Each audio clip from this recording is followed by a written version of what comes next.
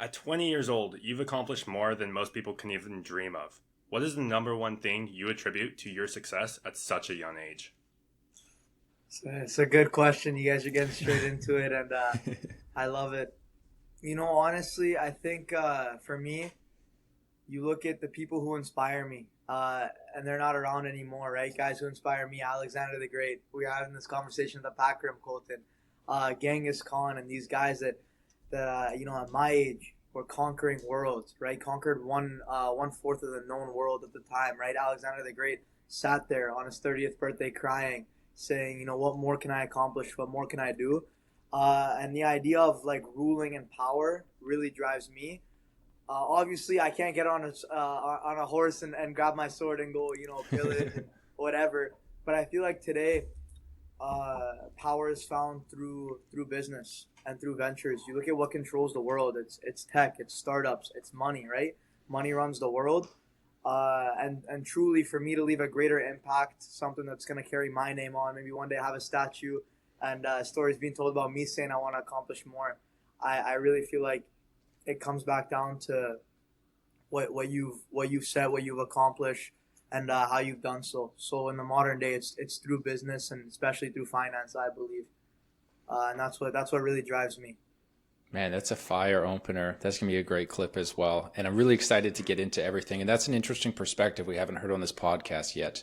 Your like kind of mentors and people you're inspired by are like Alexander the Great or Genghis Khan and stuff. And these are old figures, but it's interesting. Myself reading a bit of history lately, looking back at like how true things were like 1,000 years ago and how true they are today, like there's direct parallels. So you can learn a lot. Yeah, But let's pull back the curtain a little bit. Obviously, you're raising a lot of money. I know you got a lot of exciting stuff and you're obviously very motivated, and I'm super stoked to dive into that. But let's pull it back a bit. Maybe give us a bit of an overview about what you're kind of working on the day to day, just so we can kind of understand what Husam's about. for sure, for sure. So I came from a healthcare background. I worked in pharmaceutical sales, and I was raising on different health tech companies, including my own startup, various clinical trials, and I did one of the biggest stem cell deals in the Middle East through R3 stem cells. I was able to connect them with a doctor of a conglomerate family. They were able to integrate R3 into various hospitals across the UAE, and God willing, fingers crossed, soon Iraq and Saudi Arabia, and as far as the Middle East spreads. So that's kind of my background. But I got connected with an individual. He manages a lot of capital in Vancouver, and he's a very young guy, very charismatic guy. I see his lifestyle, I see the way he's living, and it appealed a lot more to me, And he spoke the language of money, he spoke the language of finance, and he got me connected with a company called Brilliant Media AI. So Brilliant Media is positioned to be the world's first AI hedge fund, and it's a tech startup, right? So boom, right there, it's two angles and two things I'm very passionate about.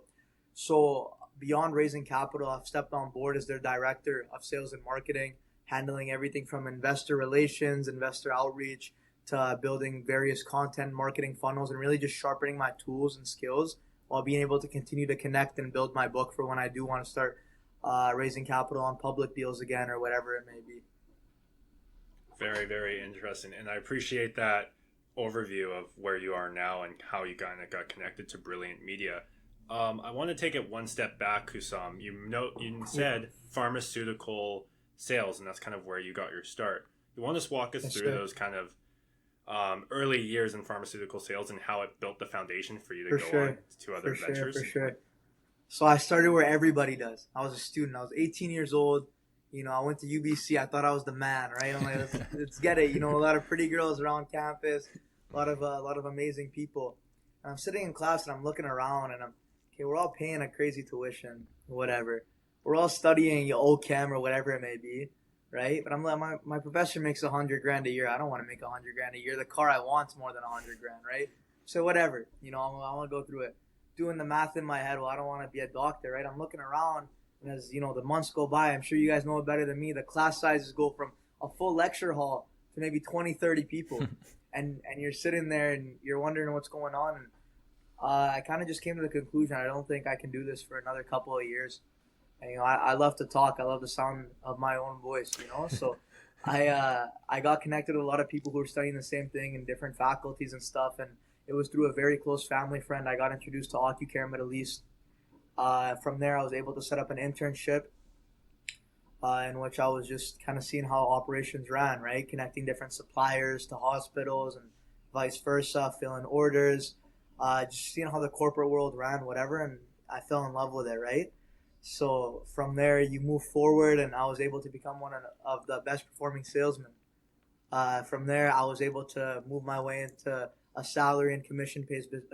Sorry, I'm talking about base commission. Yeah. And I was able to grow and kind of get my feet started there. But as I said, right, uh, money's the language of power. It's the language of the modern day, and nobody understands money better than finance. And something I'm truly passionate about. So over time, interests began to shift, goals began to shift, and building my own startup, I was really able to. I hated the whole process of entrepreneurship. I hated the idea planning, the marketing plan. I hated the outreach. The only part I liked is sitting in front of people who'd want to listen to me talk and want to listen to my great ideas. And I was like, I fell in love with raising capital, and it's haven't looked back since.